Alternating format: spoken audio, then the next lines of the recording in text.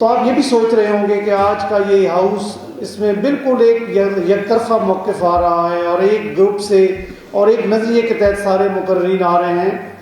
تو گزارش یہ ہے کہ جس طرح ہم نے اپنے گزشتہ جنرل ہاؤسز میں بھی یہ بات سامنے رکھی کہ ہم نے ہماری کیبنٹ نے یہ ایک سلسلہ شروع کیا تھا کہ ہم اپنے جو آنے والے الیکشنز میں جو امیدواران ہیں تمام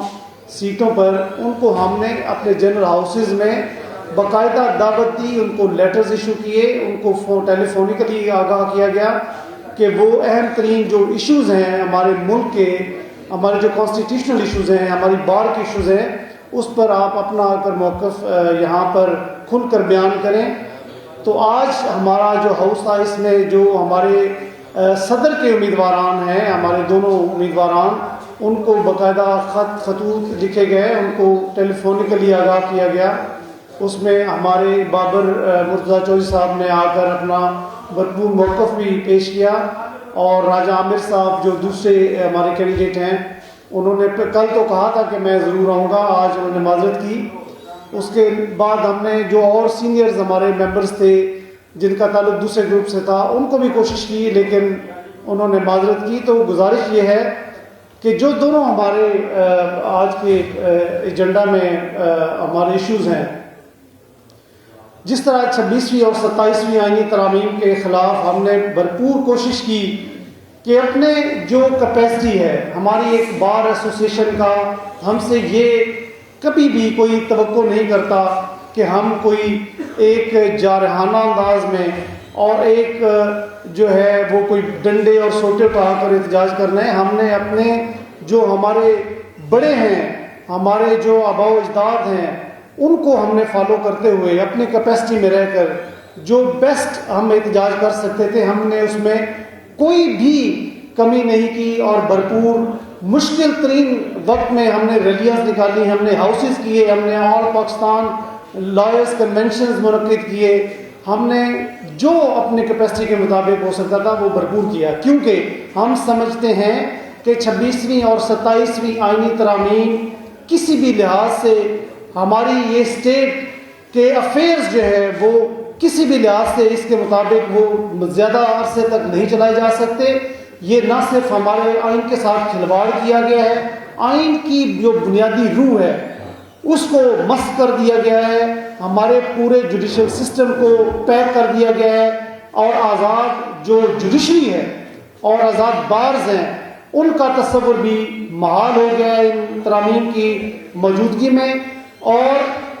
جس طرح یہ ترامیم پاس کی گئی وہ بھی ہم سب کے بالکل سامنے ہے، کسی سے کوئی ڈھکی چھپی نہیں ہے. تو انشاءاللہ یہ ترامیم ہر صورت رول بیک ہوں گی، اور اس میں بالکل میں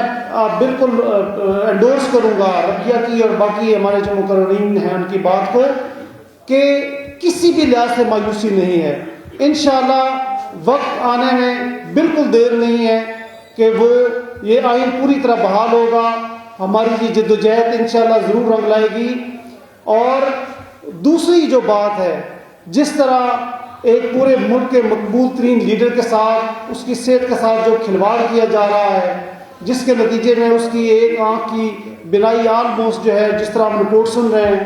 وہ جا چکی ہے، تو میں آپ کو بالکل یقین کے ساتھ کہہ سکتا ہوں کہ اگر یہ ترامیم نہ ہوتی، ہماری اعلیٰ عدلیہ اتنی بے اختیار نہ ہوتی، تو سوال ہی نہیں پیدا ہوتا تھا کہ ایک ملک کے عظیم لیڈر اور سابق وزیر اعظم کے ساتھ اس طرح کا سلوک کیا جائے. اور آج بھی دیکھیں اتنا ظلم اور جبر کے باوجود اتنا بڑا ایک ایشو سامنے آیا ہے، آج بھی یہ ایڈمیٹڈ ہے کہ نہ عمران خان صاحب کی فیملی کو ایکسیس دی گئی ہے ان سے ملنے کے لیے، اور نہ ہی ان کے جو پرسنل ڈاکٹرز ہیں ان کی ملاقات کروائی گئی ہے، ان کو ایگزامینیشن کرنے کا موقع دیا گیا ہے، صرف فون پر بات کرائی گئی ہے. یہ آج بھی ایڈمیٹڈ چیزیں ہیں. آپ مجھے بتائیں دنیا میں کون سا ایسا، بنانا ریپبلک میں بھی ایسا نہیں ہے کہ ایک پورے ملک کے اتنے جو کہ ہماری پوری دنیا میں ہماری پہچان ہے، ہمارے ملک کی پہچان ہے، اس کے ساتھ اس طرح کھلواڑ کیا جا رہا ہے. پوری دنیا میں قیدیوں کے بھی حقوق ہوتے ہیں، पूरी दुनिया में कैदियों तक उनके घर वालों की एक्सेस होती है, उनके डॉक्टर्स की एक्सेस होती है और एक पूरा निज़ाम के तहत सारा जो है वो सिस्टम चलता है। आप देखें कि यहाँ कलभूषण जो है उसकी फैमिली को भी उस तक एक्सेस दी गई है, लेकिन इमरान खान के साथ इस कदर सफाकियत, इस कदर जुल्म और जबर कि उसकी फैमिली को भी नहीं मिलने दिया जा रहा। और 200 से ज़्यादा केसेस जिसमें सब में ज़मानतें हो चुकी हैं, सब में बरी हो चुका है, और जो केस 1 या 2 बाकी हैं उनकी ना ज़मानतें फ़िक्स हो रही हैं ना उसमें अपीलें फ़िक्स हो रही हैं। ये इंतहाई हम सब के लिए ये सोच का और फ़िक्र का ये मकाम है। आज हमारे जो भाई और जो हमारे मेंबरान, हमारी बहनें ये नहीं समझ रहे, बहुत जल्द उनको भी पता चलेगा। ये ऐसी आग है जो हम सब की तरफ बढ़ रही है। आज कोई और इसका शिकार है तो कल हम में से हर एक इसका शिकार होगा। जो हमारी सियासी पार्टियां आज मिलिट्री इस्टेब्लिशमेंट की गोद में बैठी हैं और उनके तहफ़्फ़ुज़ात को इस वक्त उसका तहफ़्फ़ुज़ कर रही हैं, बहुत जल्द ये फंदा उनके गले में भी जाएगा और बहुत जल्द वो भी रोएंगे और पीटेंगे। उनको होश के नाखन लेने चाहिए, उनको अक्ल के नाखन लेने चाहिए। आज भी वक्त है, आप सब जो सियासी जमातें हैं, सियासी ताकतें हैं, आप बाकी सारे तहफ़्फ़ुज़ात एक साइड पर रखकर अपने मुल्क के लिए, इस कौम के लिए, अपने इस आइन के लिए, आज़ाद जुडिशरी के लिए इकट्ठे हों। आज भी मैं आपको यकीन दिलाता हूँ कि अगर बेटर सेंस प्रिवेल करेगी तो इंशाअल्लाह इस मुल्क में, हमारे इस मुल्क में आइन की अमलदारी होगी, सिविलियन सुप्रीमेसी होगी, आज़ाद अदलिया होगी और हमारी बारें भी आज़ाद होगी, हमारी बार्स भी आज़ाद होगी। जिस तरह कराची बार एसोसिएशन के इलेक्शंस को एक मरतबा फिर मुलतवी किया जा रहा है क्योंकि हमारा जो दूसरा मुखालिफ ग्रुप है उसको शिकस्त बिल्कुल वाज़े नज़र आ रही है। उन्होंने एक मरतबा फिर 14 तारीख के इलेक्शंस पोस्टपोन कर दिए। जिस तरह इस्लामाबाद के इलेक्शंस में जब रिजल्ट आया तो उन्होंने वहाँ भी फॉर्म 47 लाने की कोशिश की है और उसके बाद पूरी बार ने यह फैसला किया है कि ट्रांसपेरेंट तरीके से री इलेक्शंस हों। हम उनकी इस मौक़िफ़ की भी हम भरपूर इसकी तायीद करते हैं और हमारा ये मुतालबा है कि इस्लामाबाद हाई कोर्ट के दोबारा इलेक्शंस ट्रांसपेरेंट तरीके से करवाए जाएं और कराची बार एसोसिएशन जो कि हमारी मुल्क की बड़ी सबसे बड़ी बार्स में से एक है जिनका पूरे मुल्क में एक इम्पैक्ट होता है, आप उसमें भी फिर फॉर इलेक्शंस करवाएं। और ये जो हाई कोर्ट के बार के इलेक्शंस को कंट्रोवर्शियल करने की कोशिश की गई, हम उसकी भी मजम्मत करते हैं और हम ये अपने मेंबरान को यकीन दिलाते हैं कि इंशाअल्लाह ये बार महफूज हाथों में है। इंशाअल्लाह हम अपने इस बार के तमाम जो हमारे हकूक़ हैं, इसका तक़द्दुस है, इंशाअल्लाह उसकी हिफाजत करेंगे। इलेक्शंस भी होंगे और आने वाली कैबिनेट को बाइज़्ज़त तरीके से उनके ओहदों पर भी बिठाया जाएगा।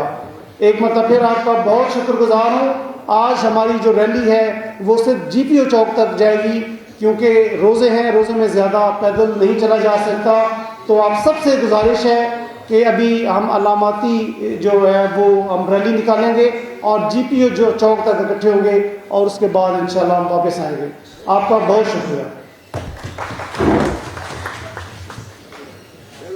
उन तमाम मुअज़्ज़ज़ अरकान बाद ने जिन्होंने आज की इस जनरल हाउस को अटेंड किया, मैं उनका दिल की अथा गरामियों से शुक्रिया अदा करता हूँ। और आज चूँकि हमारा मौजू आपके सामने था, इस पूरे साल की कारकर्दगी और उसकी ऑडिट रिपोर्ट साहब रवायात को ज़िंदा रखते हुए इलेक्शन डे पे इंशाल्लाह हमेशा की तरह आपके सामने रखेंगे। अल्लाह आप सबका, मेरा, हम सब का हामी नासर हो। पाकिस्तान जिंदाबाद। House is adjourn.